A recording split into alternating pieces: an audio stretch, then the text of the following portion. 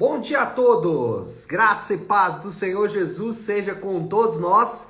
Uma ótima terça-feira para todos. Hoje é dia 17 de janeiro de 2023. Seja muito bem-vindo ao nosso devocional de hoje. E nesta terça-feira seguimos aí na nossa maratona bíblica e hoje vamos conversar sobre Cântico dos Cânticos 3 a 4 e também Efésios capítulo 2. Na verdade, eu vou focar em Efésios capítulo 2, até porque no próximo domingo nós vamos começar a exposição da carta de Paulo aos Efésios. Então a gente está, durante toda essa semana, estudando aí, já fazendo uma prévia de tudo aquilo que vamos ver aí durante a exposição de Efésios. E o tema do devocional de hoje será Ele nos deu. E aí, se você tiver aí a versão da Bíblia Ara, né, a versão revista e atualizada,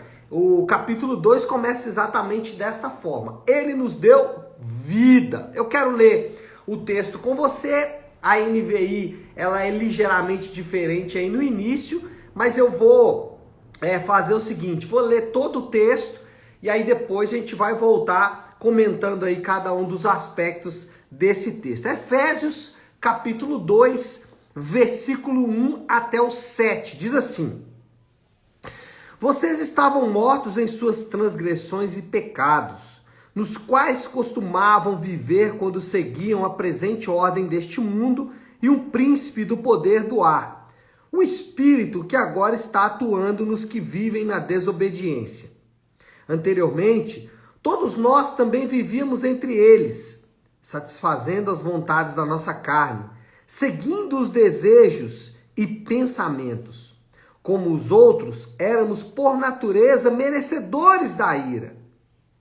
Todavia, Deus, que é rico em misericórdia, pelo grande amor com que nos amou, deu-nos vida com Cristo, quando ainda estávamos mortos em transgressões. Pela graça vocês são salvos.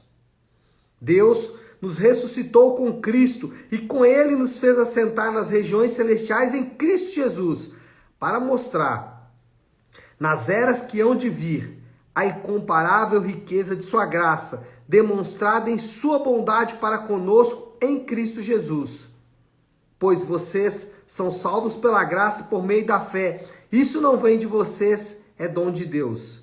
Não por obras para que ninguém se glorie, porque somos criação de Deus realizada em Cristo Jesus para fazermos boas obras, as quais Deus preparou antes para que nós as praticarmos. Eu acabei estendendo aqui, fui até o versículo 10, porque eu não resisti. Esse texto, ele é riquíssimo e compensa estudar ele com muita calma, pensando em cada um dos termos, pensando em cada um dos aspectos, mas por hora vamos fazer aqui um panorama geral desse texto. Paulo, como disse, ele no capítulo anterior, ele descreveu as bênçãos dadas por Deus para a igreja.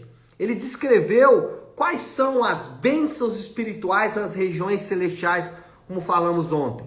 Agora, o apóstolo pinta um quadro que eu chamei de assombrosamente glorioso.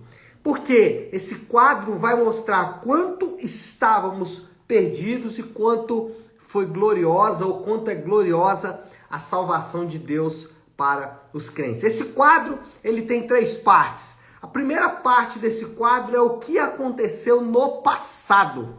E aí Paulo vai dizer o que aconteceu conosco no passado, dos versículos 1 até o versículo 3. E eu vou ler novamente. Preste atenção como estávamos no passado recente. Vocês estavam mortos em suas transgressões e pecados, nos quais costumavam viver quando seguiam a presente ordem deste mundo e o príncipe do poder do ar, o espírito que agora está atuando nos que vivem na desobediência.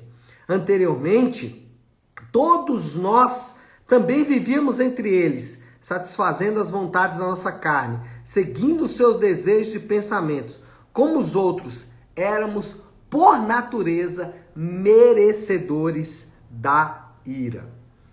esse quadro, como eu disse, ele é assombroso, porque ele vai mostrar aqui três coisas muito evidentes. Primeiro, a situação que todo crente se encontrava um dia. Interessante que Paulo, ele não excluiu ninguém. Ele fez uma descrição de como todos os crentes um dia estavam. Ninguém foge dessa situação, ninguém escapa dessa situação. Essa era a situação que todos os crentes um dia estavam e que aqueles que ainda não estão em Cristo também estão. Essa aqui é uma descrição muito clara de como vivem os homens sem Deus e de como viviam os homens sem Deus no passado. Essa situação, ela pode ser facilmente comprovada. Se você achou absurdo o que Paulo falou, pense um pouco sobre a sua própria vida ou analise as pessoas ao seu redor e você vai encontrar exatamente a descrição desse quadro nas pessoas ou na sua própria vida. E aí, o que nós percebemos aqui como terceiro aspecto desse primeiro ponto é que Deus, ele não chama os perfeitos ou os prontos, até porque eles não existem. Deus nunca chamou ninguém pronto. Me lembro que uma vez estava pregando para uma pessoa e ele disse assim: eu não estou pronto para aceitar Jesus. Ora, ninguém está pronto. Não existem pessoas prontas, não existem pessoas perfeitas. E Paulo deixa isso muito claro nesse texto, colocando no mesmo espectro, na mesma embalagem, no mesmo saco de farinha, todos os homens. Ele disse: olha, essa é a condição que todos nós nos encontrávamos em pouco tempo atrás, e essa é a condição que todos os homens sem Cristo se encontram. Então, se você quiser ver um quadro da humanidade, basta olhar para Efésios capítulo 2, do 1 ao 3. Resumindo, nós estávamos mortos. O segundo aspecto desse quadro pintado por Paulo, esse quadro assombrosamente glorioso, é o que aconteceu no presente. Se no primeiro quadro nós vimos o que aconteceu no passado, agora nós vamos ver o que aconteceu no presente. E aqui nós começamos a ver a glória de Deus refletida. O versículo de número 4, ele começa com essa mudança. Ele começa com essa perspectiva nova. Ele começa com um todavia. E esse todavia mostra a mudança do caminho. E vamos ver o que esse todavia fala. Ele diz assim, versículo 4. Todavia, Deus, que é rico em misericórdia, pelo grande amor com que nos amou, versículo 5, deu-nos vida com Cristo, quando ainda estávamos mortos em transgressões, pela graça vocês são salvos. A linguagem de Paulo aqui, ela é extrema. Ele diz, ele vos deu vida. Porque a questão aqui é deixar claro que antes estávamos mortos. A condição é essa. Mas agora, aqueles que estão em Cristo, eles têm vida. Eu quero que você note também nesse texto, se você tiver com a sua Bíblia aberta aí, é que Paulo, ele sempre faz essa distinção do homem sem Deus e do homem com Deus. Ele faz essa distinção daqueles que estão em Cristo e daqueles que não estão em Cristo. E nesse caso, aqueles que estão em Cristo, eles têm uma joia, um tesouro precioso. Ele vos deu vida. E essa linguagem extrema, ela acompanha o restante do versículo. Ele nos deu vida por causa do seu amor. A causa da vida não é nada que fazemos. A causa da vida, ela começa no grande amor dele. A causa da vida começa no fato de que ele nos amou. E é interessante que Paulo ressalta novamente, quando ainda estávamos mortos, ele amou pecadores mortos. Mas não só ele nos deu vida. Paulo fala, por intermédio da graça. Uau! Aqui é fantástico. Porque esse por intermédio da graça retira de nós mesmos, retira de cada um o mérito da salvação. Retira das nossas mãos o mérito da salvação. Retira do nosso poder algo que podemos fazer. Ele diz, olha, isso vai acontecer apenas pela graça, obtida pela fé. E aqui está a grande virada. Essa grande salvação acontecida no nosso presente, por causa do amor de Deus, por intermédio da graça, é obtida apenas pela fé.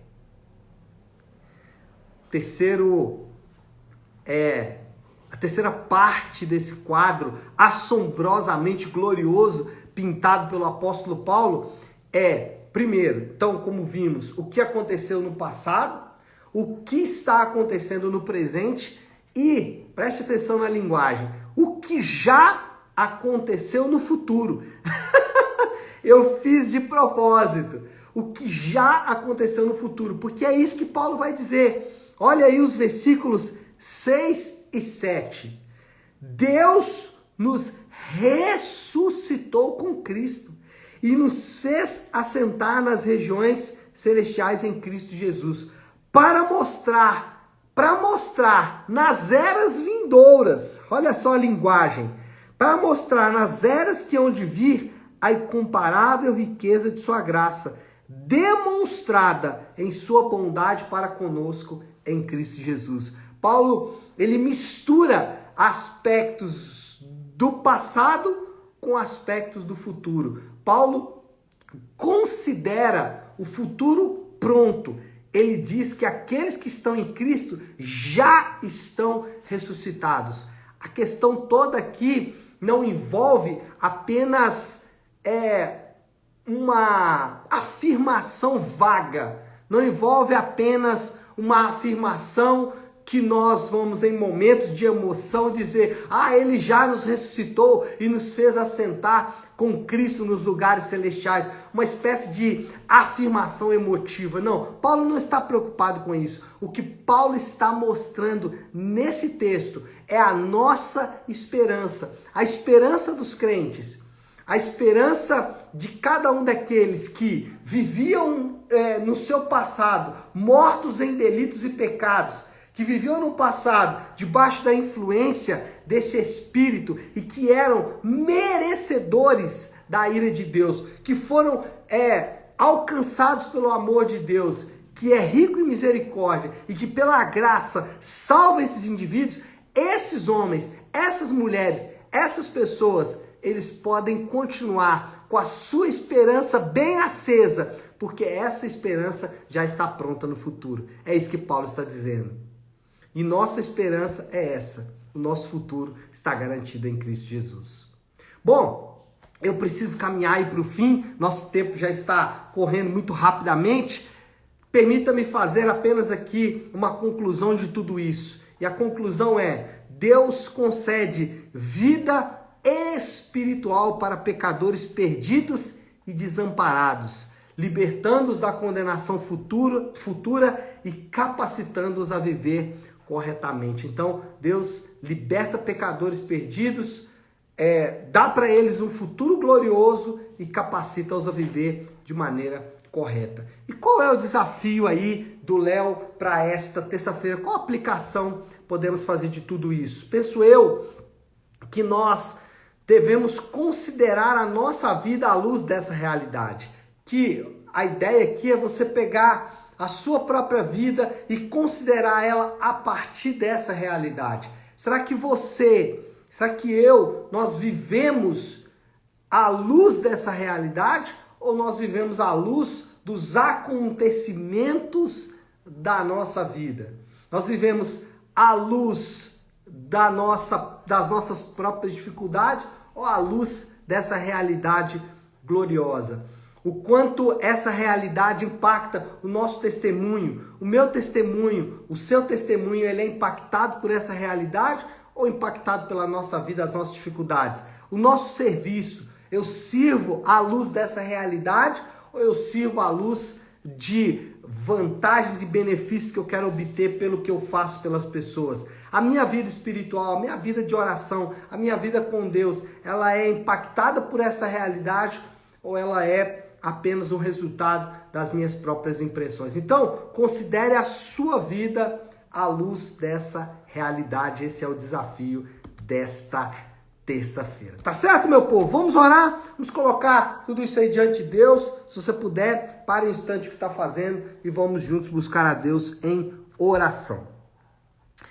Querido Deus, Pai de amor e graça, diante do Senhor, nos apresentamos agora, primeiro para glorificar o Senhor por essa realidade tão impressionante.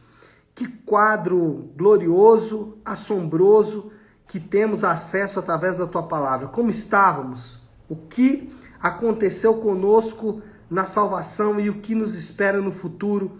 Tudo resumido, Senhor Deus, nesses poucos versículos que nos choca com uma realidade tão gloriosa e tão assombrosa.